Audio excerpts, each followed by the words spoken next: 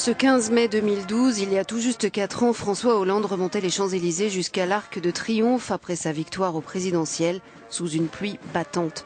Ce déluge était-il annonciateur d'une présidence calamiteuse? À un an des nouvelles élections, le président socialiste a battu des records d'impopularité. Ses détracteurs dénoncent des promesses non tenues et un bilan négatif, mais tout bilan est contestable et tous les présidents n'ont pas tenu toutes leurs promesses. En revanche, tous n'ont pas commis cette erreur-là, celle de sembler renier ses propres convictions et les valeurs de son parti.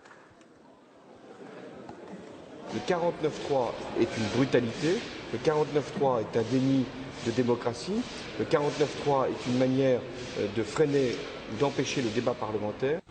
Avec 18% en moyenne d'opinion favorable depuis janvier 2014, cette impopularité constitue du jamais vu dans l'histoire de la Ve République. François Hollande donne l'impression d'un président hésitant, déconnecté de ses idées et de ses concitoyens. Effectivement, mieux pour la France. Pas forcément pour tous les Français, j'en conviens. Ce slogan « ça va mieux » qu'il inaugure sur un plateau télé en avril a du mal à passer.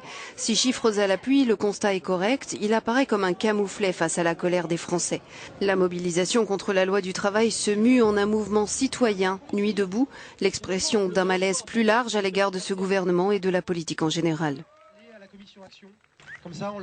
Avant cela, il y avait eu le débat sur la déchéance de nationalité. Après une remontée dans les sondages pour sa gestion des attentats, Hollande s'enfonce à nouveau sur la révision de la Constitution, car à nouveau, il se désavoue lui-même.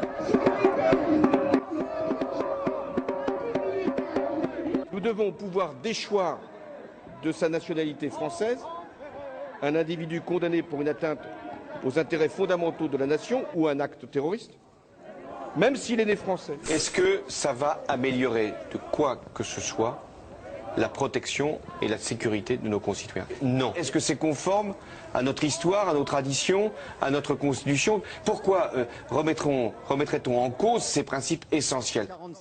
Pendant des mois, il campera sur ses positions avant de finalement retirer le projet.